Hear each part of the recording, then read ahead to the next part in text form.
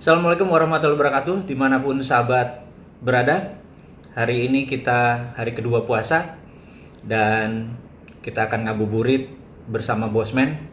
Yang jelas, saya baru menyadari bahwa kemarin itu waktu minggu lalu ternyata video kita ini terputus. Jadi saya pikir di awal video ini, diskusi kali ini saya akan meneruskan sedikit tentang pelajaran geopolitik dan geostrategi.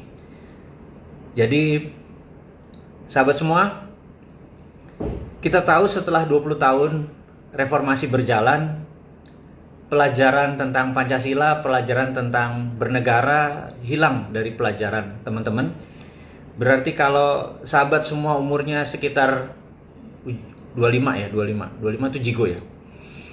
Jadi kalau kalian saat ini sahabat semua usianya 20-an, saya yakin pelajaran Pancasila berbeda dengan saya yang sudah kepala 5. Dan kalian-kalian yang uji kelamin itu usia jigo kelakuan minus gitu ya. Saya rasa banyak kali ya yang saat ini yang kelakuannya minus, usianya jigo gitu ya. Anda disebut kelakuan minus mungkin karena pemahaman bernegaranya yang kurang. Jadi saya buka hari ini tentang cara cerdas bernegara. Karena saya merasa tergelitik. Sudah hampir lebih dari 20 tahun tidak ada bapak bangsa, tidak ada yang mengingatkan kemana jalannya arah negara, tidak banyak paham tentang geopolitik dunia, geostrategi dunia, dan geoekonomi. Pertanyaannya adalah, apa sih itu geopolitik? Apa sih itu geoekonomi gitu ya? Jadi saya sederhanakan, geoekonomi adalah kekuatan geografi sebuah bangsa atau negara untuk kepentingan ekonomi. Sekali lagi, geoekonomi adalah kekuatan geografi sebuah negara yang dimanfaatkan untuk kekuatan ekonomi. Itulah namanya geoekonomi. Kalau geopolitik adalah kekuatan politik berdasarkan geografi sebuah negara yang dimanfaatkan untuk kepentingan negaranya. Jadi kita kasih ilustrasi sederhana. Indonesia punya 5 laut di dalam negara. Dan hampir tidak ada negara yang memiliki laut di dalam negara. Biasanya punyanya selat. Jadi kita ada laut Arafuru, kita ada laut Banda, kita ada laut Jawa gitu ya. Itu adalah laut. Jadi bagaimana memanfaatkan kekuatan geografi tadi untuk kekuatan ekonomi. Kemudian kita tahu di dunia ini ada 6 selat utama. Disebut major strait atau selat utama karena selat itu dilalui oleh kapal-kapal niaga besar. Jadi misalnya tanker gitu ya, kapal-kapal besar. Seperti juga mother vessel, kapal kargo yang sangat besar. Nah, 2 selat itu seperti terusan Suez dan Panama, dua-dua itu memang luar biasa padatnya dengan kapal-kapal besar. Dan dari 6 selat dunia itu 4 ada di Indonesia gitu. Nomor 1 adalah Selat Malaka, nomor 2 adalah Selat Sunda, nomor 3 adalah Selat Makassar, dan yang terakhir adalah Selat Lombok. Jadi saya sekedar mengingatkan sahabat semua bahwa kalau kapal dari Jepang, dia turun dari utara, masuk Selat Makassar, masuk ke Lombok, baru belok ke arah Timur Tengah atau Eropa. Kalau dari Australia, kapal Australia mau ekspor batu bara atau nikel atau apapun dari Australia menuju Cina, menuju negara utara Indonesia, maka Australia juga akan lewat Selat Lombok, lewat Selat Makassar, dan arahnya ke utara Indonesia. Nah, kapal-kapal Cina masuk dari Laut Cina Selatan, turun ke arah Natuna, turun ke arah Singapura, tapi dia juga punya port Kelang di Malaysia. Jadi tidak harus kapal dia landing atau merapat di Singapura, bisa langsung port Kelang atau langsung lewat. 1 tahun yang lewat di Selat Malaka, vesselnya lebih dari 100.000 hanya dari Cina saja. Jadi betapa pentingnya Selat Malaka bagi Cina? Kita urai ya, kita urai. Negara di utara Indonesia itu semuanya negara produsen. Jepang, Korea Selatan, Taiwan, Hong Kong. Kita pisahkan Hong Kong dengan Cina dulu. Kemudian Cina ada Shenzhen, Guangdong, ada Shanghai dan lain sebagainya. 20% produk mereka pergi ke Amerika Utara. Yang 80% pergi ke Afrika dan Eropa, selalu melewati Selat Malaka. Karena itu sejak 2009, Cina merasa penting untuk menguasai Selat Malaka. Makanya ada sebuah strategi oleh Cina yang disebut Malaka Dilema. Kenapa Cina menyebutnya Malaka Dilema? Karena kalau Indonesia sama Malaysia itu kompak, kita gapit itu Selat Malaka, maka Cina ekonominya bisa bangkrut gitu ya. Nah, yang menarik adalah sejak saat itu by all means, istilah mereka dengan sangat serius, by all means itu artinya berapa aja biayanya, pokoknya Indonesia sama Malaysia harus berantem aja. Sejak saat itu kita nggak akrab dengan Malaysia dan itu adalah by design. Jadi kalau teman-teman mempelajari dunia intelijen, mempelajari tentang war game, bahwa perang itu bukan hanya sekedar bedil-bedilan, tembak-tembakan, tetapi perang ekonomi juga memerlukan strategi. Jadi saya kasih contoh. Ini real kasus, cuman saya hilangkan dulu namanya, waktunya, dan peristiwanya, tapi ini kasus yang nyata.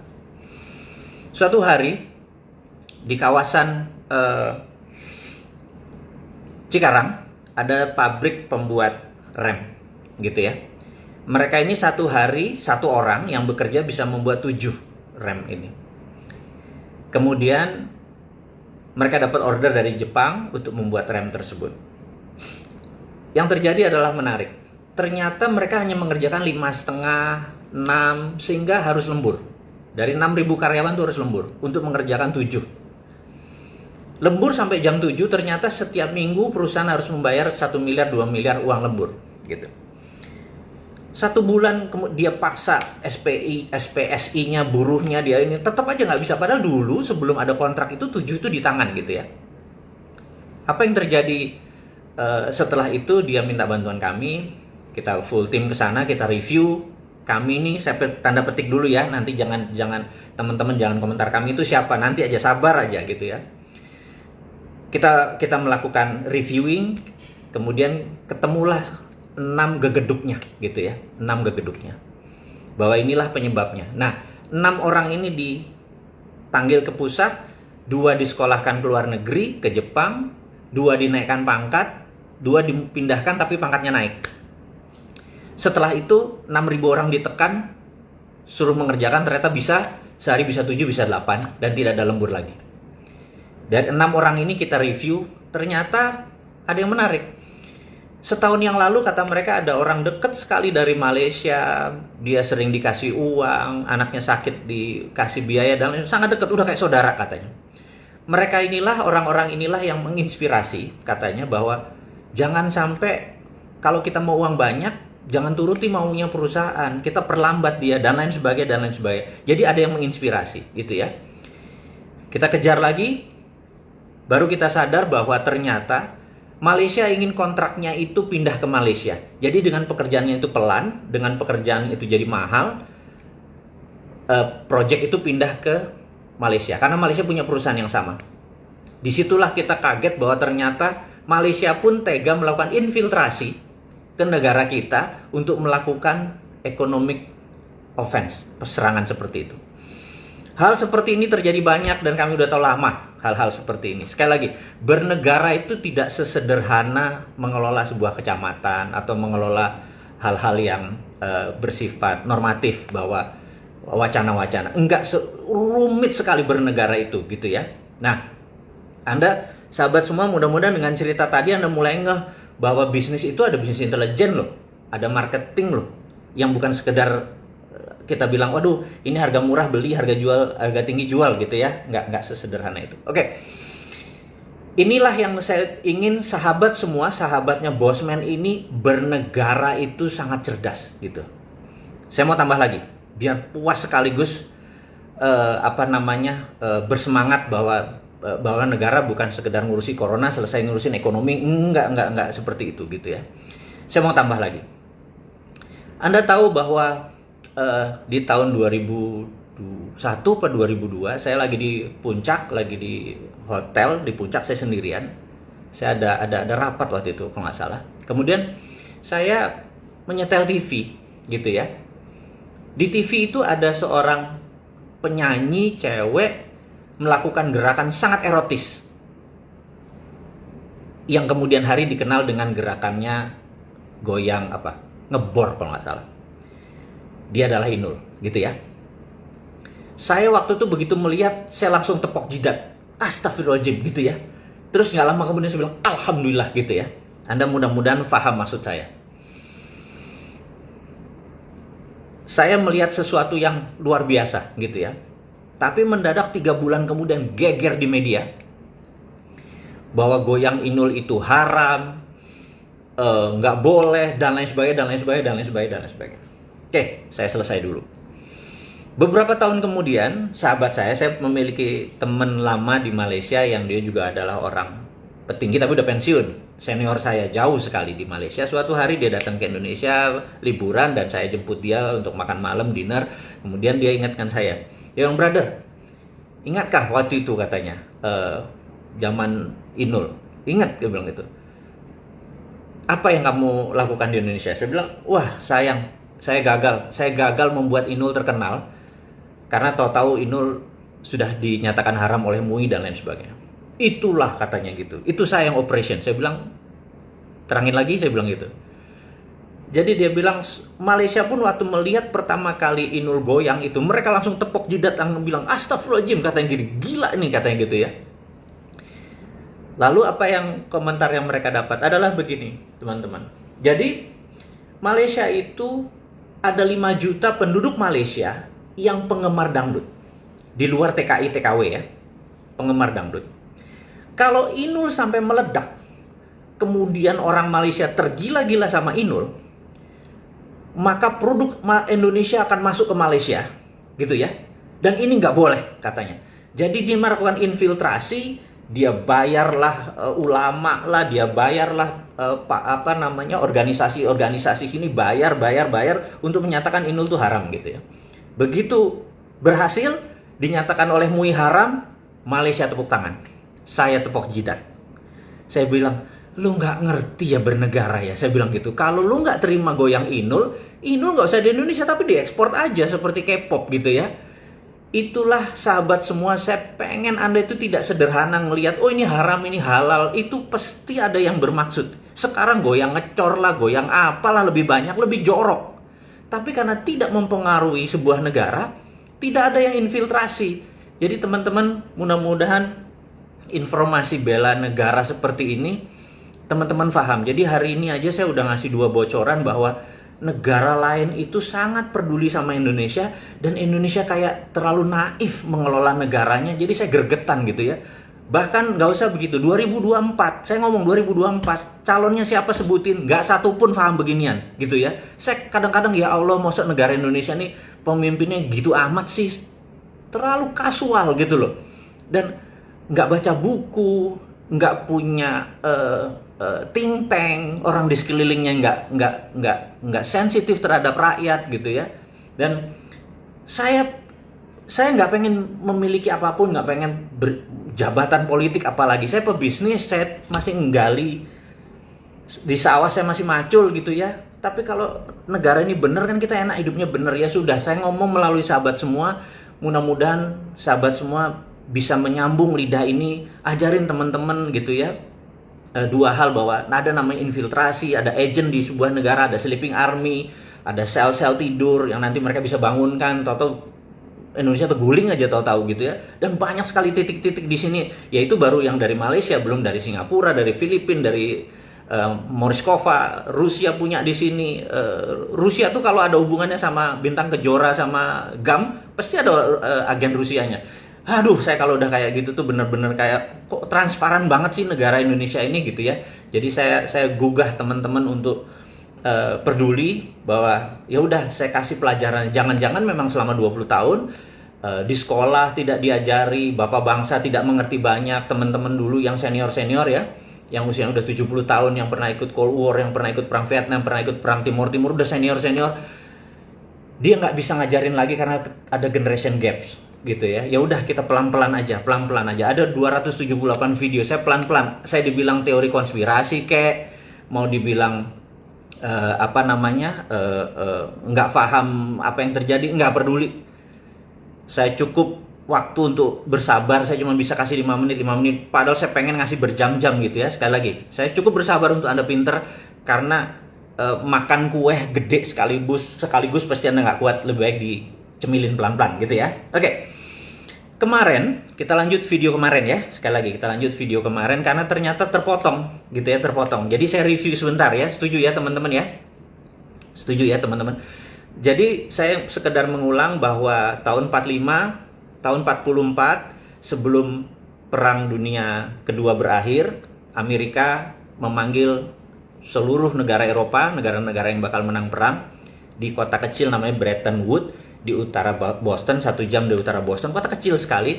Dan di Bretton Woods tersebut ada beberapa hal yang sangat fundamental. Nomor satu adalah disetujunya dolar sebagai world currency, kemudian disetujunya berdiri IMF, International Monetary Fund, IMF, untuk memonitor dana, dan rule of thumb-nya adalah Amerika punya 26% suara, sisanya adalah negara lain di dunia, termasuk Indonesia punya 0,5, Cina punya sekian segala macam, dan untuk sebuah resolusi diputuskan atau keluar harus 75% suara. Kesimpulan, kalau Amerika tidak setuju, maka suaranya cuma 74%. Tidak bisa 75%, tidak pernah quorum. Jadi jangan pernah bilang bahwa IMF lembaga independen. IMF adalah lembaganya Amerika. IMF adalah toolnya Amerika, gitu ya.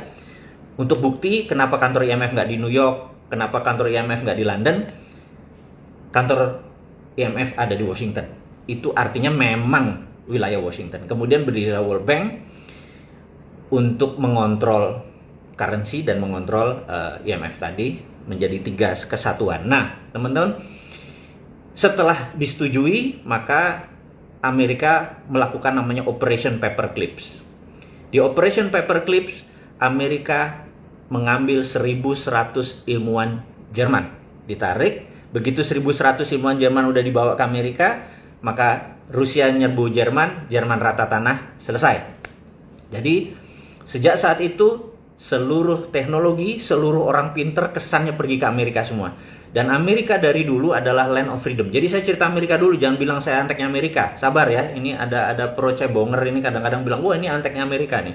Saya ini NKRI garis lurus, saya nggak suka Amerika, saya nggak suka Cina, paham ya? Ini sekedar di hari saya NKRI garis lurus. Tapi saya harus memberi pelajaran supaya Anda paham. Nanti saya cerita bangsatnya Cina. Sekarang saya cerita dulu bangsatnya Amerika gitu ya. Nah, kemudian Amerika melakukan yang namanya memecah wilayah. Ini kan adalah how the world work. Bagaimana cara dunia bekerja gitu ya. Kemudian Afrika Selatan, Afrika atau selatannya Eropa ini adalah untuk memfeed Eropa. Amerika Selatan adalah untuk mengasih makan Amerika Utara gitu ya. Kemudian Timur Tengah dijadikan wilayah energi, dan karena di sana kalau satu nanti berdominan dibelah 18 negara gitu ya, supaya mereka berantem di dalam. Kemudian India, Asia Tenggara dan Cina adalah marketnya. Jadi teman-teman sekedar mengingat bahwa pasar ini dari dulu memang Cina, India, dan Indonesia adalah pasarnya. Jadi mereka barangnya dari Afrika dan Amerika Latin dikirim ke Amerika Utara, dijualnya ke sini. Udah mulai paham ya gambarannya. Kemudian tahun 80-an di mana Rusia mulai membentuk namanya Uni Soviet, Amerika itu memang harus enemy centric approach. Amerika itu harus punya musuh gitu ya. Jadi peranglah dia dengan Rusia, karena dia dengan berperang ekonominya tumbuh, karena 25% income Amerika datang dari industrial complex, military industrial complex. Harus diingat ya bahwa kalau kita APBN kita kan semuanya dari pajak. Kalau Amerika 25%-nya datang dari military industrial complex. Karena itu harus ada perang, kurang ajar kan? Ya, dan ingat 70% atau 80% perang di dunia saat ini semua di negara penghasil fossil oil. Dicatat tuh ya. Jadi semua terjadinya perang selalu di negara-negara penghasil fossil oil atau penghasil minyak. Jadi asalnya diperangin aja terus. Nah, di tahun 89 Amerika lagi fokus di Afghanistan, lagi Taliban, lagi fokus di mengusir Soviet. Mengusir Soviet, dia menarik pasukan-pasukan Muslim untuk diajari 40 negara, namanya Mujahidin untuk menyerbu Rusia di Afgan, gitu ya. Nah, ada yang lupa, tahun 89 yang sama Cina juga lagi tinggi-tingginya nasionalismenya dia. Nasionalisme tipe versi PKC, Partai Komunis Cina. Dan tahun 89 ada peristiwa yang besar yang namanya Tiananmen. Tiananmen ini moment of greatness. Ada pertanyaan besar. Karena sebelumnya, zamannya Ronald Reagan jadi presiden, Cina itu menandatangani sebuah perjanjian yang sangat berat, yaitu 40 tahun kemudian Cina harus jadi negara demokrasi. Setidak-tidaknya pemilihan kepala daerah bisa menggunakan voting, gitu ya, menggunakan voting atau election. Nah, mereka masa itu masa consolidate. Mereka mau demokrasi ala Amerika, ala Barat, atau tetap 11 jenderal berhadapan dengan Deng Xiaoping waktu itu, pemimpin partai tertinggi, bilang, saya nggak mau, kalau Anda pilih demokrasi, kami bersebelas potong leher, gitu ya. Deng Xiaoping dilema dan akhirnya memutuskan setuju sama 11 orang itu. Bahkan Perdana Menteri yang saat itu pun ditaruh di penjara rumah. Saya lompatin ceritanya karena ini ada di New Tiananmen Papers. Jadi teman-teman kalau saya ngomong saya selalu ada referensinya. Nama bukunya namanya New Tiananmen Papers. Anda buka aja di Google, New Tiananmen Papers. Di New Tiananmen Papers ini di bawahnya tulisannya begini. A secret meeting that changed China. Sekali lagi saya mau cerita. The secret meeting that changed China. Jadi ada meeting rahasia yang merubah sejarah Cina. Nah, akhirnya mereka memutuskan mereka fuck off, buang IMF, buang World Bank, buang Amerika. Mereka menjadi negara berbasis sistemnya mereka sendiri.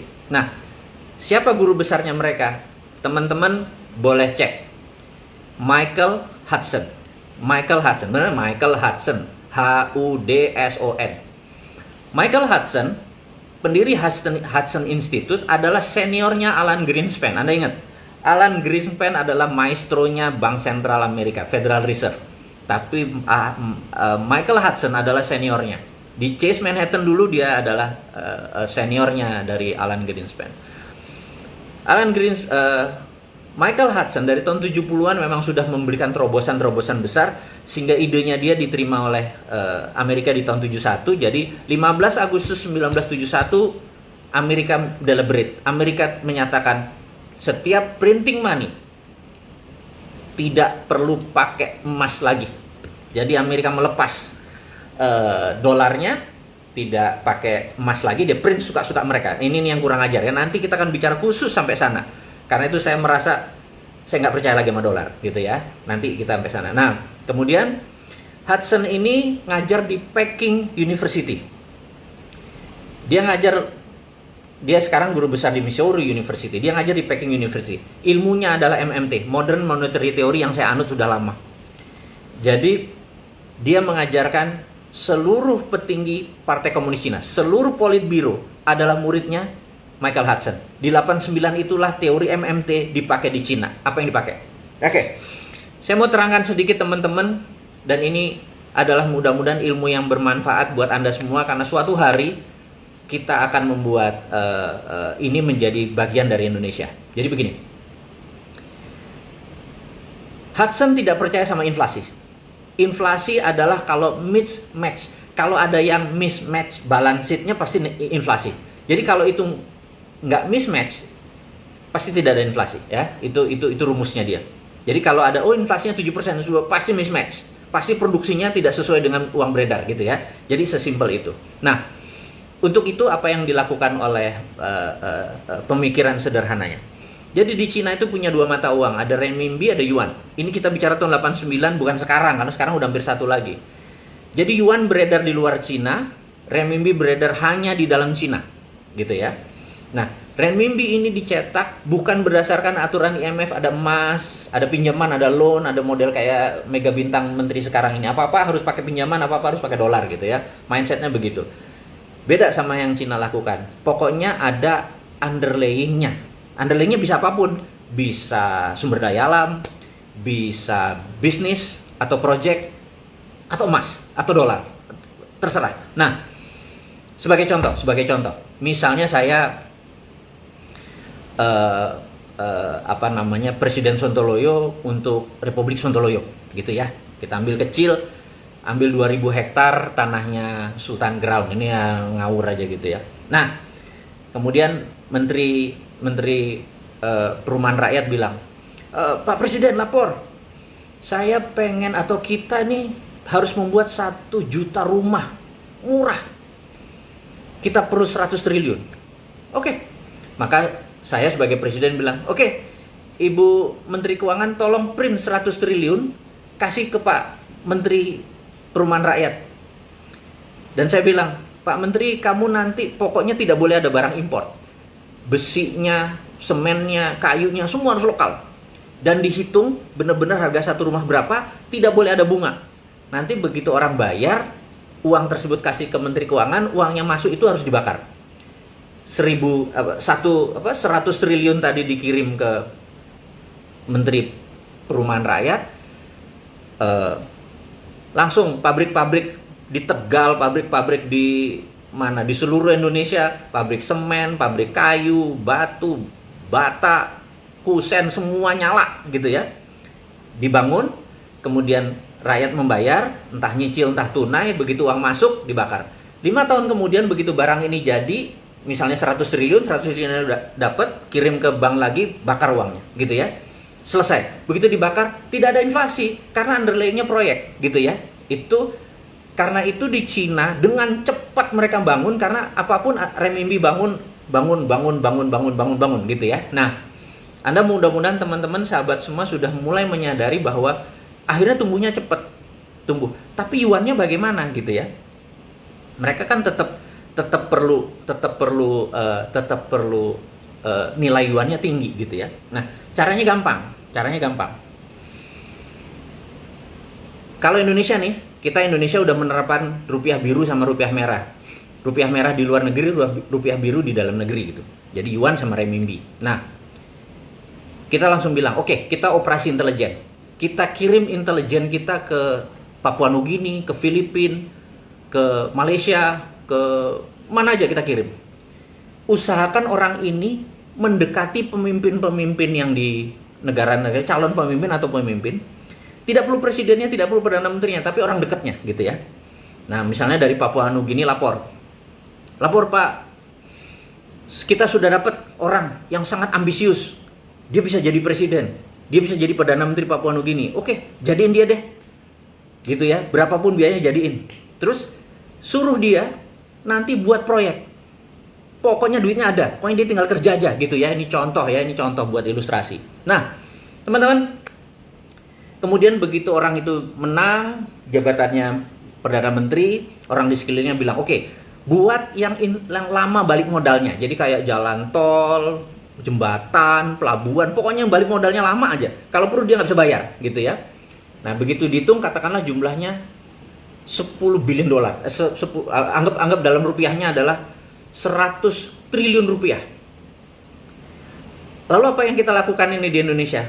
100 triliun kita print lagi, kita bayar lagi ke Krakatau Steel. Jadi proyeknya ini ya, untuk besinya, semen Indonesia, besi segala macam, bawa ke Papua Nugini utuh.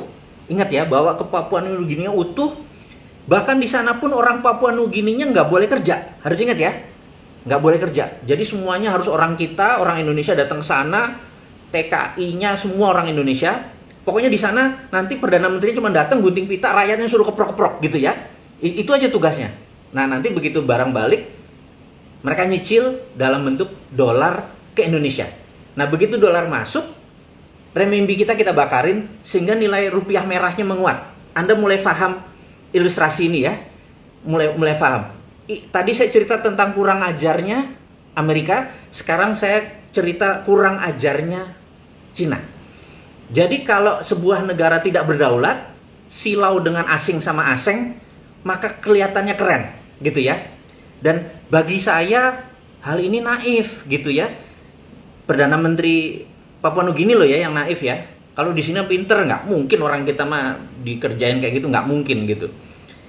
Ini Papua Nugini, jadi bukan kita. Ini kita mau mengeksekusi Papua Nugini. Jadi teman-teman sekarang udah ada 3 pelajaran nih, bahwa ada infiltrasi dari negara lain, kurang ajarnya Amerika, kemudian bagaimana kurang ajarnya Cina. Anda mulai kebayang kan bahwa setiap negara itu ada namanya hajat hidup. Dia punya survival of the nation. Dia pengen Amerika itu hidup 1000 tahun, Cina juga pengen hidup 1000 tahun. Indonesia juga pengen hidup 1000 tahun gitu. Cuman karena silau ngelihat ke sana jadi kagum dengan mereka, jadi kita miring ke kiri, miring ke kanan. Dulu zamannya pemerintahan sebelum yang sekarang itu miring ke Amerika. Makanya disebut pemerintah yang kemarin tuh America born, America boy gitu ya. Oh, kita darlingnya Amerika. Terus begitu sekarang ya kita pegat atau kita putus sama Amerika, kita mulai genit-genit sama Cina gitu. Tapi Cina pinter, kita nggak dipacarin, kita cuman di deket-deketin aja, nggak dipacarin ya, digrepe-grepe doang gitu ya. Terus begitu mau balik Amerika lagi, ini perlu ventilator, kita deket-deket lagi Amerika, iya deh lo bayar deh dan lain sebagainya gitu ya. Jadi ini nggak simple gitu. Sama, nah Amerika juga sama. Waktu Demokrat berkuasa zamannya Obama, wah Cina tuh darling gitu. Begitu Trump disikat Cina, itu biasa. Jadi politik dunia itu memang selalu kiri kanan gitu ya. Nah, teman-teman, kita ngomong tentang geopolitik, geostrategi seperti begini, ini hanya cuman sanepo, cuman kiasan. Bahwa ceritanya akan panjang sekali. Saya cuman ingin meringkas itu supaya Anda paham, supaya ngono tuh ngelola itu gitu ya. Terus nanti kita tanya nih, misalnya, dia mau jadi presiden, lo punya otak seperti Bosman nggak? Lo gubernur ini lo challenge saja. Kalau dia cuman kebanyakan selfie pamer-pamer terus jualan-jualan, konsep nggak ada, think tanknya nggak ada, begitu mau memimpin negara gitu ya. Nah, kita challenge gitu, dan jangan harap saya maju. No, saya bilang saya pebisnis, mendingan bikin duit saya gitu. Happy saya kalau negara happy, bikin duitnya enak gitu. Karena bikin duit itu kayak lebih nikmat gitu daripada jabatan politik. Gitu ya, teman-teman. Oke, teman-teman, ada beberapa, ini jam piro ini, saya jangan lama-lama nih teman-teman, kalau ini udah nggak bayar lu gitu. Teman-teman, saya mau menceritakan sedikit, kan selalu ada yang baru dari Bosman. Itu menjadi tagline kita. Kalau menyempatkan waktu bersama Bosman, pasti ada sesuatu yang baru. Mudah-mudahan ada 3 hal ini menjadi hal yang baru buat Anda. Saya mau menceritakan sedikit kali ini bisnis ya. Jadi bisnis begini. Bisnis yang ada di Indonesia saat ini, terutama sisi UKM terpukul, gitu ya. Kita semua tahu yang ngomong udah terlalu banyak deh, gitu loh. Apalagi yang mau jadi presiden atau mau kekuasaan atau yang punya kuasa, ngomongnya itu terus gitu ya. Saya sekedar meringkas bahwa ternyata ada 30% UKM yang tidak kena masalah dengan corona. Salah satunya adalah sahabat saya, Mas Yoyo. Kemudian Mas Keke, sahabat-sahabat saya yang memang main di digital. Ternyata mereka nggak kena. Kenapa nggak kena itu ya? Nah, kenapa nggak kena? Ini saya terangin. Bahwa ternyata mereka UKM-nya sudah UKM 4.0 gitu. Apa itu UKM 4.0? UKM 4.0 itu sudah terintegrasi dengan sistem distribusi, terintegrasi dengan sistem logistik, terintegrasi dengan sistem point of sales, terintegrasi dengan payment. Bayangin. Kalau Anda jualan aqua yang khusus misalnya, bener-bener keren di daerah Anda, di Pandaan misalnya Anda punya sumber mata air, kemudian Anda jual. Orang tuh mau bayar pakai OVO. Sementara Anda tidak bisa nerima pakai OVO. Anda mau bayar pakai GoPay nggak bisa, mau bayar pakai PayPal nggak bisa. Harus tunai. Anda transaksi jadi tidak jadi karena Anda tidak bisa menerima pembayaran. Jadi UKM 4.0 bisa menerima 9 macam pembayaran gitu ya. Jadi tadi terintegrasi semua termasuk menerima pembayaran. Nah, saya ini mempunyai platform untuk UKM bisa menjadi 4.0. Mahal biayanya. Saya kasih tahu mahal. Karena kami harus punya database ini, punya server yang besar, punya SDM yang banyak, kemudian belum lagi insurance dan dari IT tadi ya, kalau kehack, kalau diserang, kalau mati listrik dan banyak itu sumbernya, itu nggak murah. Saat ini baru 3.000 orang UKM menggunakan jasa perusahaan saya ini. Namanya Refeed, REFEED, refeed.id. Jadi www.refeed, REFEED, refeed.id. Refeed.id ini senior partner saya, Mas Keke, bilang, gimana Pak Mardigu kalau kita gratiskan aja supaya teman-teman UKM bisa menjadi 4.0. Kalau mereka mau ekspor ke Malaysia misalnya, mereka nggak ngerti custom, pabean gimana, gudang gimana. Kalau itu tinggal pencet, itu sistem jalan sendiri gitu ya. Saya pikir, wah, kenapa nggak? Tapi kita ada limitnya. Kalau kita semua kasih gratis, ambruk perusahaan kita gitu ya. Kita ada limitnya.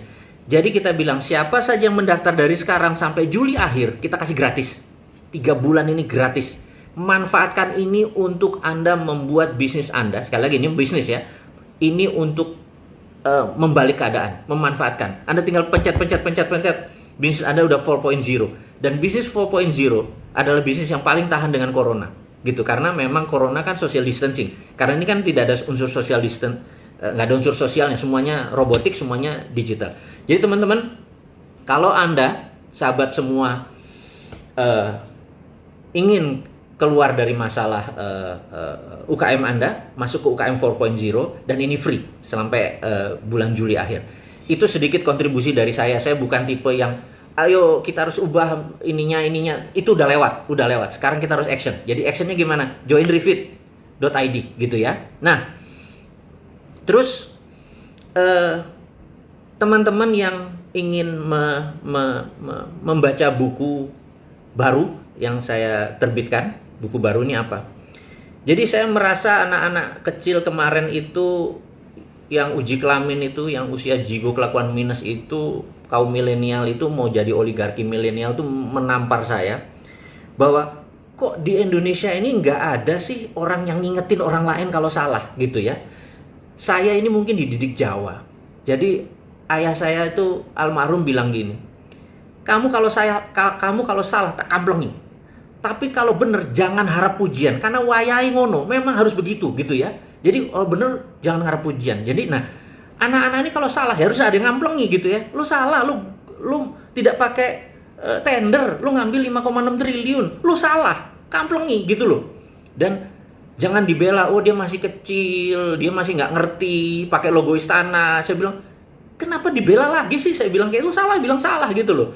Nah, ini udah keterlaluan, bangsa ini udah terlalu, menurut saya sih, membiarkan hal-hal seperti itu. Apa yang terjadi nanti?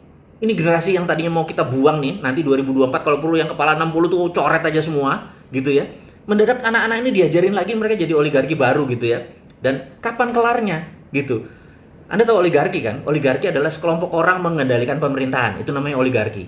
Oligarki itu ada di setiap negara, terutama di Rusia. Rusia itu oligarki. Kalau di Amerika bukan oligarki, namanya plutokrasi. Orang kaya mengendalikan pemerintahan, gitu ya. Jadi dia kaya, misalnya ada peraturan dia bayar supaya setuju sama ini. Misalnya mereka adalah penghasil bunga matahari atau minyak dari bunga matahari, sunflower oil. Musuhnya adalah CPO. CPO kita ini musuhnya sunflower oil. Jadi the winners-nya saat ini adalah minyak bunga matahari, the winner-nya. Kemudian ada incumbent, kemudian penantangnya namanya CPO, crude palm oil gitu ya. Itu mereka bisa bayar regulator, bayar undang-undang supaya CPO dilarang. Itu namanya plutokrasi. Orang kaya mengendalikan jalannya pemerintahan. Mudah-mudahan Indonesia negara yang benar, di mana tidak ada oligarki, tidak ada plutokrasi. Keterlaluan kalau negara ini sudah nggak punya misi visi ke depannya, nempel sama asing-asing, di dalamnya ada plutokrasi sama oligarki. Capek deh gue ngomong kalau kayak gini nih. Emosi lagi kalau ngomong politik. Balik ke bisnis. gitu ya. Oke. Jadi saya merasa harus hadir dengan sebuah kontribusi tentang integritas. Integritas adalah do the right thing when no one see you. Melakukan hal yang benar ketika tidak ada orang yang lihat Anda, gitu ya. Saya pikir, oke, kita buat bukunya. Judulnya ya bisnis tidak seanjing itu kawan, gitu. Anjing itu kan gigit, anjing itu njilat gitu ya. Untuk berbisnis itu Anda harus jadi lion gitu ya. Nah, gua ini kan singa tua gini ya, luka lagi gara-gara BUMN, ngamuk lah gua gitu ya. Jadi saya mau mengingatkan sebagai singa tua ini yang sudah tak bermahkota lagi, hanya mengingatkan kepada mereka, lu tuh singa, jangan jadi anjing gitu loh. Jadi buku ini adalah bisnis tidak seanjing itu kawan, adalah bicara tentang integritas. Ada sekitar 50 judul tulisan yang saya tulis, pengalaman-pengalaman saya, bahwa begini loh do the right thing when no one see you gitu ya. Misalnya do the right thing when no one see you tuh misalnya kayak siapa? Sandi, sahabat saya, Chief Sandi. Dia Senin Kemis dan dia nggak pamer, gue puasa Senin Kemis gitu. Kalau Bosman ini ya Senin Kemis, hari Senin nyeneni, hari Kemis ngemis. Tolong Pak gitu ya. Itu sama Senin Kemis ya, dia spiritual, gua gembel gitu ya. Nah, itu yang membedakan do the right thing when no one see you. Nah, kemudian saya juga, ini mungkin terakhir ya, saya juga merasa ingin berkontribut karena teman-teman Rumah Yatim Indonesia kemarin, kami nggak pernah ngeluh. Rumah Yatim bercerita, kami tegar, tapi gara-gara COVID, kami apa-apa harus sendiri. Masker kami harus buat sendiri, saniter kami harus buat sendiri. Tapi begitu in term of money atau sumbangan, mendadak semua orang lagi kuanfu sakum wa ahlikum. Jadi baru dirinya sendiri dan keluarganya. Jadi untuk anak yatim gemeter nih. Saya gemeter, asli. Karena untuk menghidupkan berapa anak ya terpaksa bulanan saya drop gitu ya. Tapi ya berapa lama saya bisa tahan. Jadi saya pikir apa ya kontributnya gitu ya. Saya bilang sama anak-anak, sama kakak asuhnya bilang, gini deh, saya punya video.